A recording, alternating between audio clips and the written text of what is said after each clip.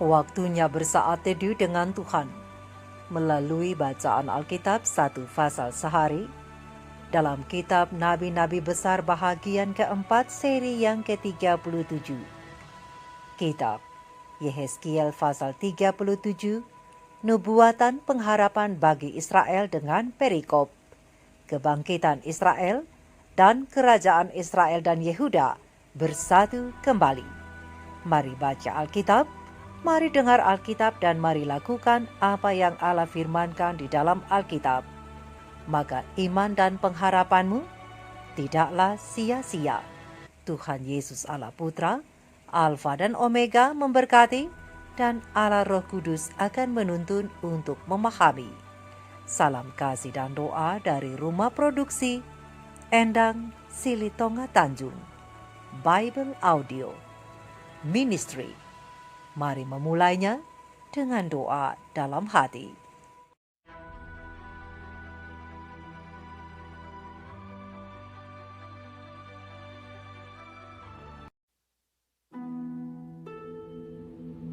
Lalu kekuasaan Tuhan meliputi aku, dan Ia membawa aku keluar dengan perantaraan Roh-Nya, dan menempatkan aku di tengah-tengah lembah. Dan lembah ini penuh dengan tulang-tulang.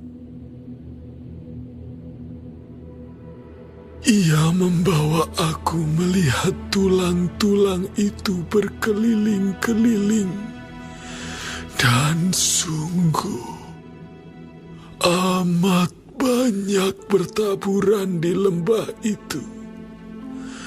Lihat, tulang-tulang itu amat kering.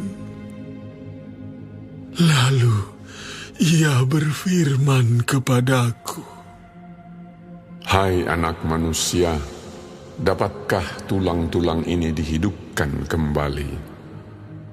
Aku menjawab, "Ya Tuhan Allah, Engkaulah yang mengetahui."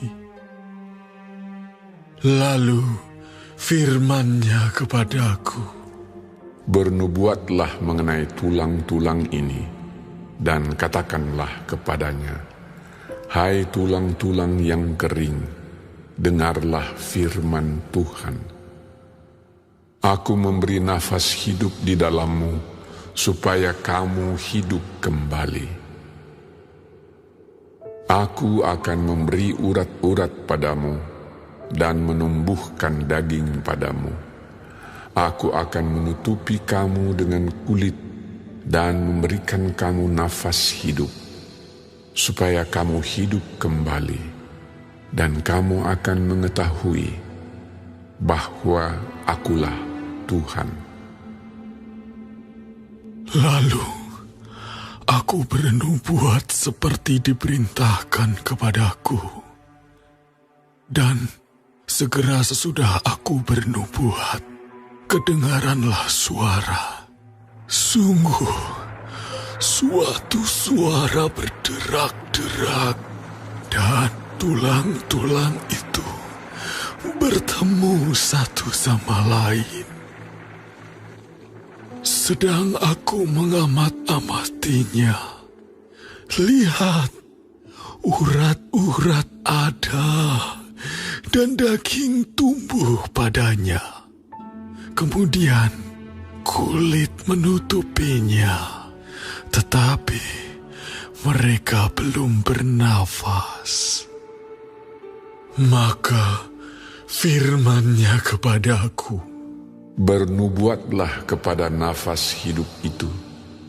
Bernubuatlah, hai anak manusia, dan katakanlah kepada nafas hidup itu, beginilah firman Tuhan Allah. Hai nafas hidup, datanglah dari keempat penjuru angin, dan berembuslah ke dalam orang-orang yang terbunuh ini, supaya mereka hidup kembali. Lalu aku bernubuat seperti diperintahkannya kepadaku, dan nafas hidup itu masuk di dalam mereka, sehingga mereka hidup kembali. Mereka menjejakkan kakinya, suatu tentara yang sangat besar. Firman-Nya kepadaku, Hai anak manusia, tulang-tulang ini adalah seluruh kaum Israel. Sungguh, mereka sendiri mengatakan, tulang-tulang kami sudah menjadi kering, dan pengharapan kami sudah lenyap. Kami sudah hilang. Oleh sebab itu, bernubuatlah dan katakan kepada mereka, beginilah firman Tuhan Allah. Sungguh, aku membuka kubur-kuburmu dan membangkitkan kamu, hai umatku, dari dalamnya, dan aku akan membawa kamu ke tanah Israel. Dan kamu akan mengetahui bahwa akulah Tuhan, pada saat aku membuka kubur-kuburmu dan membangkitkan kamu, hai umatku, dari dalamnya. Aku akan memberikan rohku ke dalammu, sehingga kamu hidup kembali, dan aku akan membiarkan kamu tinggal di tanahmu, dan kamu akan mengetahui bahwa aku, Tuhan, yang mengatakannya dan membuatnya. Demikianlah firman Tuhan. kemudian datanglah firman Tuhan kepadaku. Hai anak manusia, ambillah sepotong papan dan tulis di atasnya untuk Yehuda dan orang-orang Israel yang bersekutu dengan dia. Kemudian ambillah papan yang lain dan tulis di atasnya untuk Yusuf, papan Efraim, dan seluruh kaum Israel yang bersekutu dengan dia. Gabungkanlah keduanya menjadi satu papan, sehingga keduanya menjadi satu dalam tanganmu. Maka kalau teman-teman sebangsamu bertanya kepadamu, tidakkah engkau bersedia memberitahukan kepada kami apa artinya ini? Katakanlah kepada mereka, beginilah firman Tuhan Allah. Aku mengambil papan Yusuf yang dalam tangan Efraim, beserta suku-suku Israel yang bersekutu dengan dia, dan menggabungkannya dengan papan Yehuda, dan aku akan menjadikan mereka satu papan, sehingga mereka menjadi satu dalam tanganku. Dan sedang engkau memegang papan-papan yang kau tulisi itu dalam tanganmu di hadapan mereka, katakanlah kepadanya, beginilah firman Tuhan Allah. Sungguh, aku menjemput orang Israel dari tengah bangsa-bangsa, kemana mereka pergi. Aku akan mengumpulkan mereka dari segala penjuru, dan akan membawa mereka ke tanah mereka. Aku akan menjadikan mereka satu bangsa di tanah mereka, di atas gunung-gunung Israel, dan satu raja memerintah mereka seluruhnya. Mereka tidak lagi menjadi dua bangsa, dan tidak lagi terbagi menjadi dua kerajaan. Mereka tidak lagi menajiskan dirinya dengan berhala-berhalanya atau dewa-dewa mereka yang menjijikkan, atau dengan semua pelanggaran mereka. Tetapi aku akan melepaskan mereka dari segala penyelewengan mereka, dengan mana mereka berbuat dosa, dan mentahirkan mereka, sehingga mereka akan menjadi umatku, dan aku akan menjadi Allahnya. Maka hambaku Daud akan menjadi rajanya, dan mereka semuanya akan mempunyai satu gembala. Mereka akan hidup menurut peraturan-peraturanku dan melakukan ketetapan-ketetapanku dengan setia. Mereka akan tinggal di tanah yang kuberikan kepada hambaku Yakub, di mana nenek moyang mereka tinggal. Ya, mereka, anak-anak mereka, maupun cucu cicit mereka akan tinggal di sana untuk selama-lamanya, dan hambaku Daud menjadi raja mereka untuk selama-lamanya. Aku akan mengadakan perjanjian damai dengan mereka, dan itu akan menjadi perjanjian yang kekal dengan mereka. Aku akan memberkati mereka dan membuat mereka banyak dan memberikan tempat kudusku di tengah-tengah mereka untuk selama-lamanya. Tempat kediamanku pun akan ada pada mereka, dan aku akan menjadi Allah mereka, dan mereka akan menjadi umatku. Maka bangsa-bangsa akan mengetahui bahwa aku, Tuhan, menguduskan Israel pada waktu tempat kudusku berada di tengah-tengah mereka untuk selama-lamanya.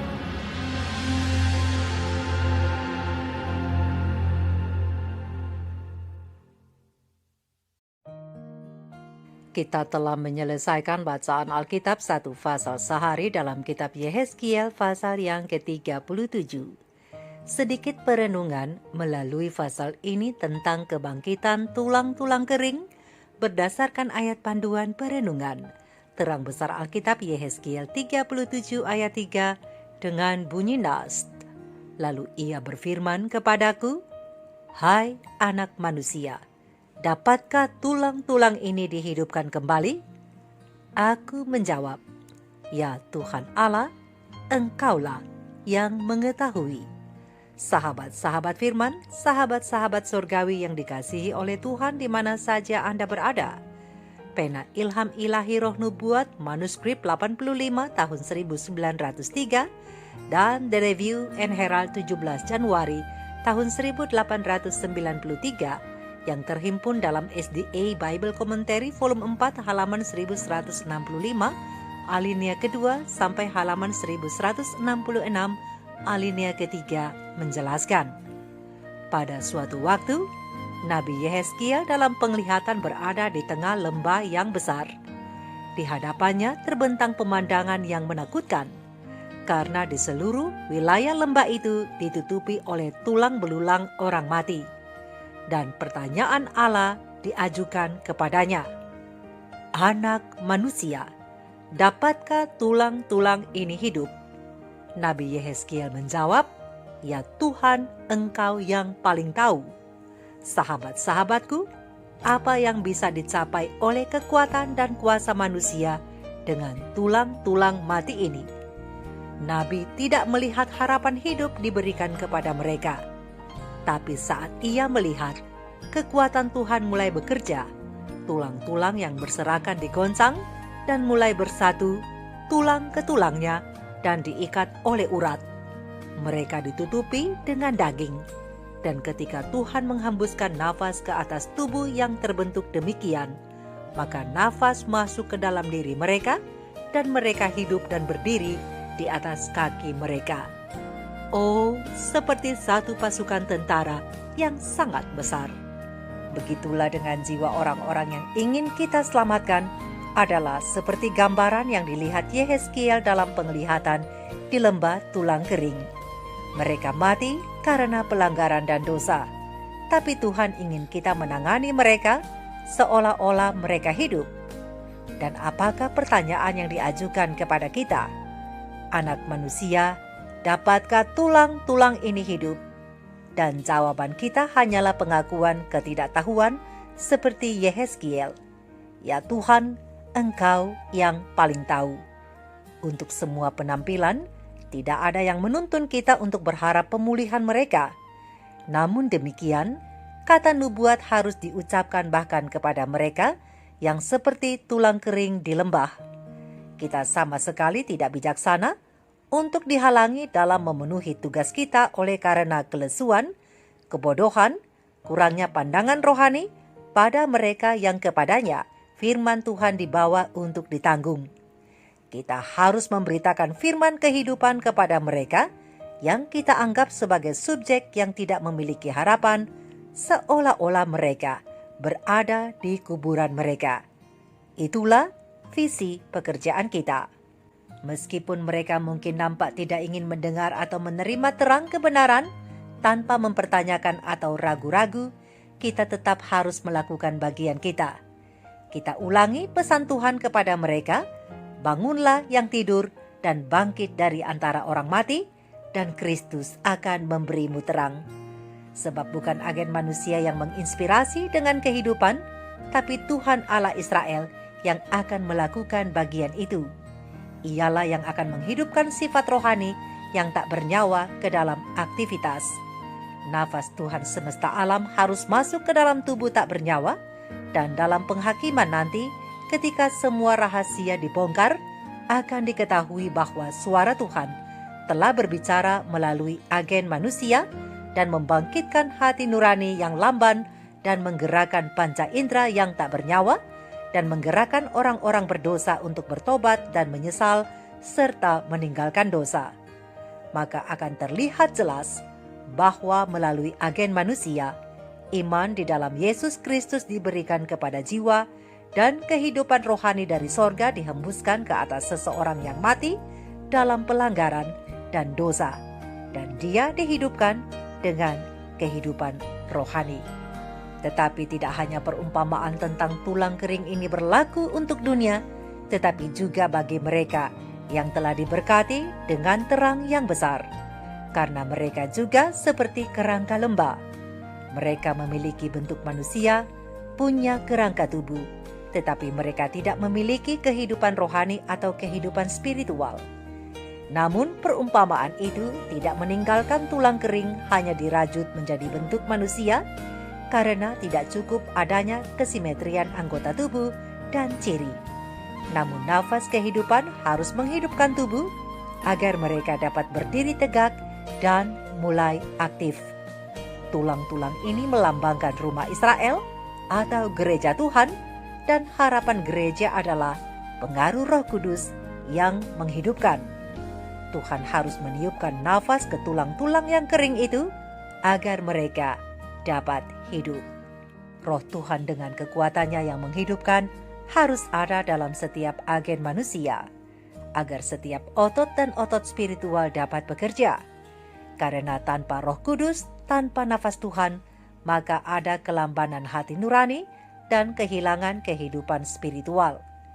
Banyak orang yang tidak memiliki kehidupan rohani, namun nama mereka ada di catatan gereja, tetapi mereka tidak tertulis di dalam kitab kehidupan anak domba. Mereka mungkin bergabung dengan gereja, tetapi mereka tidak dipersatukan dengan Tuhan.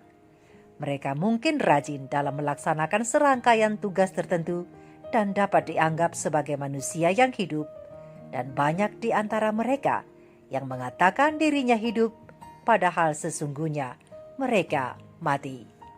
Kecuali ada pertobatan sejati dari jiwa kepada Tuhan, kecuali nafas hayati Tuhan menghidupkan jiwa itu menuju kehidupan rohani, maka para penganut kebenaran akan digerakkan oleh asas yang lahir dari sorga, karena mereka dilahirkan dari benih yang baka, hidup dan tinggal selamanya. Ya, kecuali mereka percaya pada kebenaran Kristus sebagai satu-satunya keamanan mereka, kecuali mereka meniru karakternya, bekerja dalam rohnya. Jika tidak, mereka telanjang, mereka tidak mengenakan jubah kebenarannya. Namun orang yang mati rohani seringkali terlihat hidup dan mengerjakan apa yang mereka sebut keselamatan menurut ide-ide mereka sendiri. Tapi sesungguhnya mereka tidak bekerja untuk Tuhan, tidak bekerja untuk kemauannya dan untuk melakukan kesenangannya.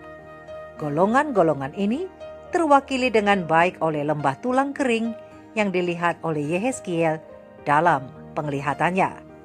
Sahabat-sahabat firman, sahabat-sahabat surgawi, sahabat-sahabatku, apa yang dapat dilakukan oleh kekuatan dan kuasa manusia tanpa Tuhan? Ingat, baik badani maupun rohani, kita bergantung penuh kepada Tuhan. Oleh sebab itu, mari kita dengarkan suara firman-Nya, mari kita senangkan hati Tuhan seperti yang Ia kehendaki. Maka rohani kita akan dihidupkan kembali dan jaminan kebangkitan badani juga di hari Maranatha akan menjadi bahagian kita bersama. Seperti kata firman-Nya, beginilah firman Tuhan Allah kepada tulang-tulang ini, Aku memberi nafas hidup di dalammu, supaya kamu hidup kembali. Aku akan memberi urat-urat padamu, dan menumbuhkan daging padamu. Aku akan menutupi kamu dengan kulit, dan memberikan kamu nafas hidup, supaya kamu hidup kembali. Dan kamu akan mengetahui bahwa Akulah Tuhan. Berdasarkan terang besar Alkitab Yehezkiel 37 ayat 5 dan 6. Mari kita renungkan ini bersama. Tuhan Yesus memberkati. Maranatha. Shalom.